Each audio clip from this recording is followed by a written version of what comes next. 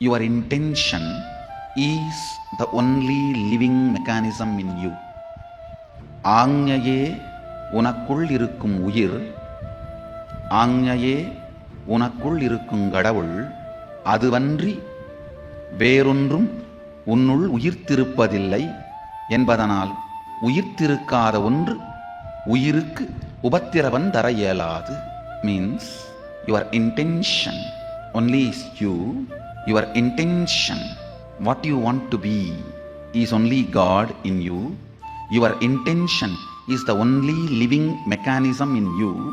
Other than your intention, everything else is matter in you.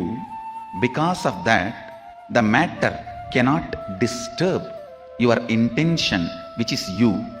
You cannot be controlled, affected by the matters in you.